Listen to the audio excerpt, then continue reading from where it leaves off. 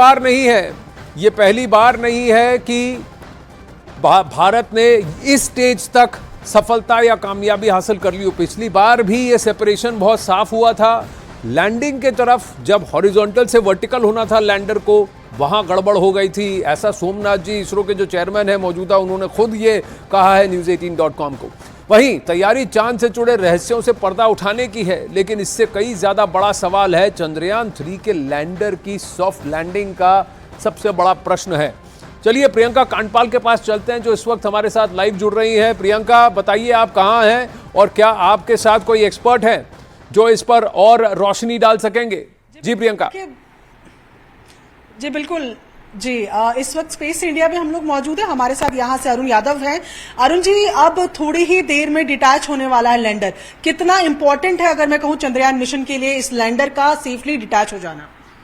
देखिए मैम, चंद्रयान 3 का जो लैंडर है, विक्रम लैंडर जिसको हम बोलते हैं, ये एक बहुत बड़ा स्टेप है। जैसे ही ये डिटैच होगा, उसके बाद हमारी जो सबसे महत्वपूर्ण एक घटना आएगी, जो लैंडिंग की होती है, उसके होने से पहले इसका डिटैच होना जरूरी है। और जैसे ये सक्सेसफुली डिटैच हो जाएगा, उसके बाद हम इंतजार करेंगे 23 या 24 अगस्त का, जब ये लैंड होने वाला होगा। तो बस वेट कर रहे हैं कि कितनी जल्दी ये कैसे ये सक्सेसफुली एकदम डिटैच होता है। पिछली बार भी चंद्रयान 2 में भी ये जो ये हिस्सा था, ये तो आराम से हो गया था, तो ये चैलेंजिंग नहीं होता है? यानी कि इसके सक्सेसफुल होने की चांसेस ज्यादा ही है, बहुत ज्यादा होती हैं। डिटैच ना हो पाए इसके चांसेस बहुत कम है। लेकिन सबसे बड़ी जो समस्या आती है वो आती है लैंड होने की, जिसे हम बोलते हैं सॉफ्ट लैंडिंग। तो सॉफ्ट लैंडिंग का हमें उस पर नजर रखनी पड़ेगी। उसके लिए भी कुछ दिन बाकी हैं, उसके लिए नजर रखेंगे। क्या क्या अलग है पिछले चंद्रयान 2 से अगर बात की जाए, क्योंकि लैंडिंग में ही पिछली बार थोड़ी गड़बड़ हुई थी, तो इस बार चंद्रयान 3 की जब हम बात करें तो क्या अलग है चंद्रयान 2 से कि लैंडिंग में उसमें हेल्प हो?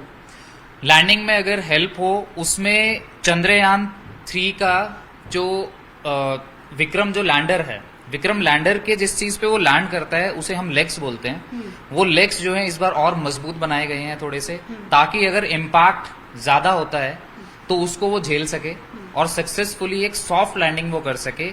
उसके बाद फिर प्रज्ञान रोवर का काम शुरू होगा। और प्रियंका, जरा इनसे पूछिए वो क्या आइडियल स्पीड होगी जबकि लैंडिंग अटेम्प्ट करना चाहिए, और खासकर आज का जो सेपरेशन होता है वो चांद की सतह से कितनी ऊपर इस सेपरेशन को अटेम्प्ट किया जाएगा, और वो जो रेडियस होगा वो कितने पास होगा धीरे धीरे? जी, एक अगर आप लेमैन को समझा पाए तो आज जो ये डिटैचमेंट हो रहा है, ये मून से कितना ऊपर तकरीबन होता है? ये तकरीबन डिटैचमेंट जो होता है, ये 100 किलोमीटर का रेडियस एक माना जाता है। पहले तो चंद्रमा के चारों तरफ, जैसा कि आप स्क्रीन पे भी देख सकते हैं, एक अगर आप कैमरा इस साइड थोड़ा अगर घुमाएंगे, तो आपको ये दिखेगा कैसे विक्रम लैंडर जो है फाइनल एक ऑर्बिट में आता है। तो ये एक 100 किलोमीटर का रेडियस जो होता है, वहां पे ये आ जाता है। उसके बाद ये ट्रेसिंग करता है, ये देखिए। अब ये ट्रेसिंग करना स्टार्ट करेगा चंद्रमा की सतह का, और उस ट्रेसिंग में ये वो जगह डिसाइड करेगा कि कहाँ पे इसको लैंड करना है। अच्छा, इसकी कोई स्पीड होती है कि कितनी स्पीड पर लैंड करना चाहिए? कोई आइडियल स्पीड होती है?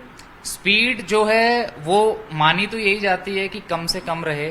कोशिश ये यही करते हैं, एक डिजायर्ड स्पीड तक ये उस इम्पैक्ट को झेलने के काबिल होता है। जैसे पिछली बार की अगर मैं बात करूं चंद्रयान 2 की, तो 200 किलोमीटर प्रति घंटे से ज्यादा की स्पीड से लैंड किया था, जिसकी वजह से वो डैमेज हो गया था। तो अब की बार अगर आप टेक्निकल टर्म्स में जाएंगे तो बहुत सारी चीजें होती हैं जो साइंटिस्ट इन चीजों का ध्यान रखते हैं। किस एंगल पे लैंड करना है, किस स्पीड से लैंड करना है, किस जगह पे लैंड करना है, वो सारी चीजें हमें देखनी पड़ती हैं। कई अनुमान लगाया जा रहा है प्रियंका की 0.5 किलोमीटर पर सेकंड की स्पीड पर उसे लैंड करना होगा। क्या इस बार विक्रम लैंडर हॉरिजॉन्टल वर्टिकल दोनों तरीके से लैंड कर सकता है? जैसे एक डेमोन्स्ट्रेशन है ये, जैसे वो लैंड और चीज आपसे पहले जानना चाहेंगे कि देखिए, ये लैंड करने की जब हम बात कर रहे हैं, तो पिछली बार हॉरिजॉन्टल से वर्टिकल जब आ रहे थे तब गड़बड़ हुई थी। इसको लेकर इस बार कुछ खास प्लानिंग की गई है? बिल्कुल। पिछली बार जब हम आ रहे थे तो मेन दिक्कत जो हुई थी चंद्रयान 2 में, वो सिग्नल लॉस्ट की हुई थी।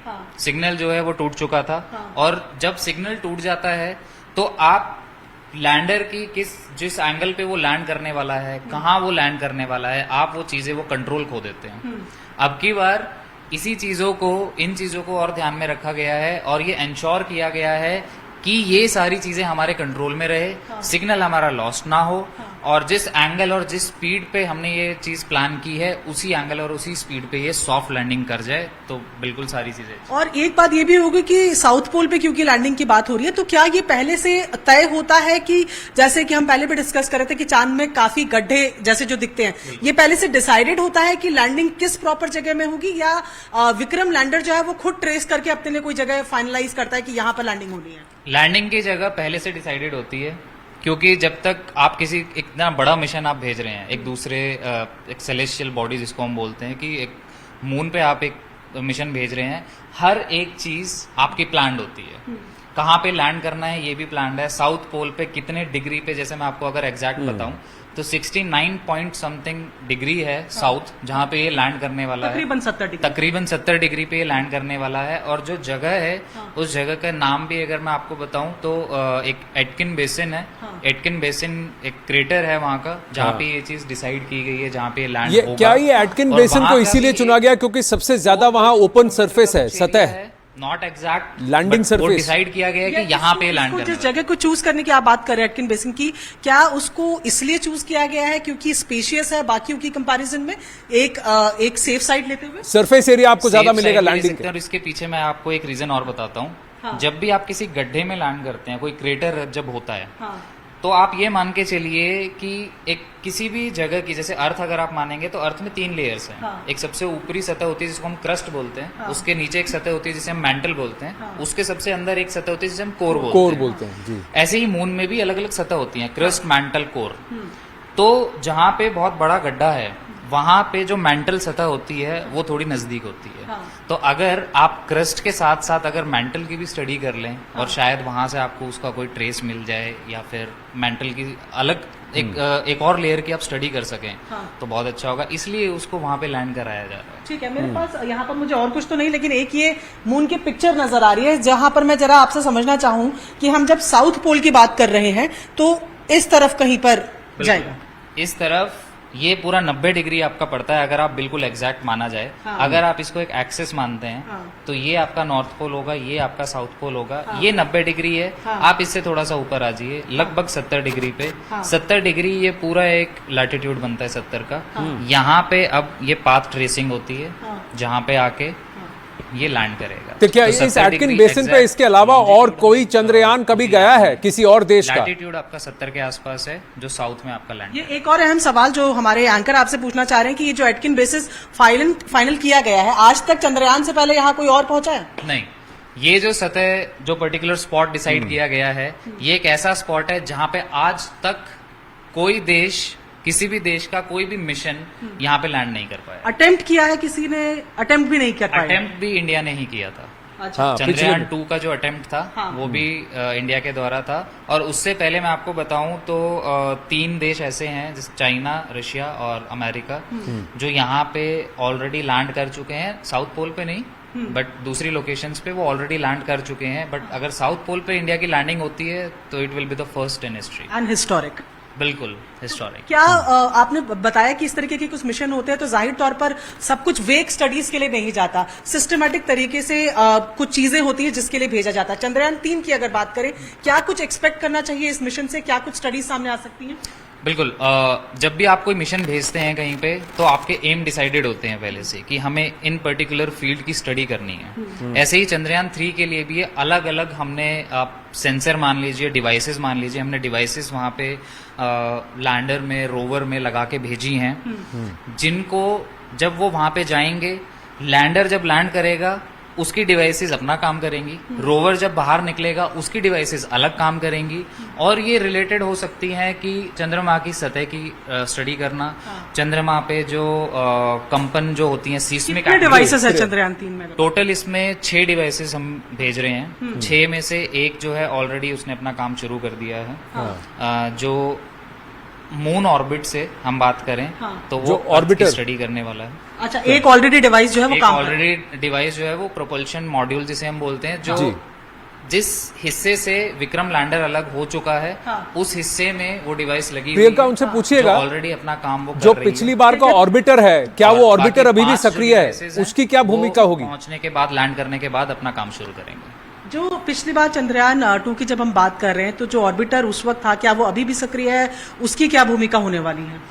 उस टाइम पे जो ऑर्बिटर था, इसी वजह से ये एक डिफरेंस है चंद्रयान 2 और चंद्रयान 3 में कि ऑर्बिटर ऑलरेडी वहां पे डिप्लॉय हो चुका था चंद्रयान 2 में से। जो सिर्फ बची हुई चीजें थी वो थी लैंडर और रोवर, जो कि हमारी सक्सेसफुल नहीं हो पाई थी। तो इस बार जैसा कि आपको अगर पता हो तो चंद्रयान 2 और चंद्रयान 3 की जो कॉस्टिंग है उसमें भी बहुत रिडक्शन हुआ है। जी, वो 900 करोड़ के आसपास का मिशन था, ये कुछ 615 करोड़ के आसपास का मिशन है। तो ये इसलिए है क्योंकि हमने इसमें से ऑर्बिटर हटा दिया है, क्योंकि ऑर्बिटर ऑलरेडी अपना काम कर चुका है। वो ऑलरेडी वहां पे ऑर्बिट कर रहा था और उसने बहुत सारी हमें सुंदर जो पिक्चर्स है, वहां की फोटोग्राफ है चंद्रमा की। तो प्रियंका इनको पूछिए हमें भेज चुका कि है। पेलोड जो है पिछली बार से ज्यादा है, करीब 3.9 टन है। तो क्या इसका मतलब यह है कि इस बार जो विक्रम रेंजर है और प्रज्ञान रोवर है पिछली बार से भारी हैं और भी ज्यादा सॉलिड बनाए गए हैं, या उसमें यंत्र ज्यादा फिट किए गए हैं? आप सुन रही हैं? बिल्कुल, जैसे पिछली बार की तुलना में अगर बात की जाए तो लोड इस बार ज्यादा है। विक्रम लैंडर की भी बात करें, रोवर की भी बात करें तो इनका वजन ज्यादा बनाया गया है। तो ये सेफ्टी पर्पज से है या इसमें कुछ और एडिशनल ऐसे डिवाइसेस हैं जो स्टडीज के लिए काम आएंगे? क्या कारण लग रहा है? एक तो इसको थोड़ा और मजबूती देने के कारण इसमें एडिशंस किए गए थे। क्या ये पिछली बार की जो लैंडिंग सॉफ्ट नहीं पाई थी उससे भी एक लेसन है? जी, उससे एक लेसन है, क्योंकि जब आप किसी चीज को स्ट्रांग बनाते हैं, मजबूत बनाते हैं, या तो आप मटेरियल चेंज करते हैं या फिर आप उसका वजन थोड़ा बढ़ाते हैं, थोड़े और स्ट्रांगनेस के लिए थोड़ी और चीजें ऐड करते हैं। तो जैसे रोवर की अगर मैं बात करूं, कुछ 26 किलो के आसपास का ही हमारा रोवर रहेगा जी। और लैंडर अलग है, उसके लेग्स को मजबूत बनाया गया है। तो इसलिए जो पेलोड है इसका थोड़ा सा वजन बढ़ा है। बट जहां हम देखें वजन बढ़ाने के साथ साथ इसरो की बहुत एक खास बात है कि एक कॉस्टिंग इतनी रिड्यूस कर देते हैं कि एक एग्जाम्पल भी दिया गया था कि आप एक टैक्सी में या ऑटो रिक्शा में चलने के बराबर जो है वो हम उतने में चांद पे पहुंच गए। चांद पे नहीं, एक और बात प्रियंका आप उनको बताइए और दर्शकों को भी बताएं कि इंडियाना जोन्स जो पिक्चर आई थी 2900 करोड़ में बनी थी, जबकि चंद्रयान 3 615 करोड़ में बना है। तो आप समझ रही हैं? तो देखिए, हमारे एंकर आनंद जो है वो बता रहे हैं कि इंडियाना जोन्स जो मूवी आई थी उसका बजट इतना हाई था, 2900 लगभग शायद करोड़ बता रहे हैं। हाँ, 2941 करोड़, 615 करोड़ के लगभग, और 615 करोड़। एक आप इनसे प्रश्न एक और पूछिए प्रियंका। कंपेयर कर रहे हैं तो एक हॉलीवुड मूवी कि से भी कम ये बजट में जो विज्ञान, ये जो विक्रम रेंजर है ये अपनी गति धीमी कैसे करेगा और कितनी गति तक ये इंपैक्ट झेल सकता है? जब अगर मून के सरफेस पर एक पर्टिकुलर फोर्स से अगर वो लैंड भी करता है, पिछली बार के मुकाबले कितना वो झेल सकता है ताकि वो फिर भी टिका रहे? और अगर हॉरिजॉन्टली अगर गिरता भी है तो क्या ये अपने आप सीधा होने की क्षमता रखता है, वर्टिकल होने की, अपनी टांगों पर खड़े होने की क्षमता रखता है? जी बिल्कुल, ये सवाल जो है ये बेसिकली ये है कि जो विक्रम लैंडर की हम बात कर रहे हैं, सबसे पहले तो ये कि क्या अगर इन केस ये इसकी गति धीमी कैसे होगी? वर्टिकली गिर जाए, अगर इस तरीके की लैंडिंग, तो ये पहला सवाल तो मैं ये पूछती हूँ कि क्या खुद ये खड़ा हो सकता है? क्या उसके बाद रोवर बाहर निकल सकता है या it has to stand still? ये इसको स्टिल स्टैंड होना पड़ेगा।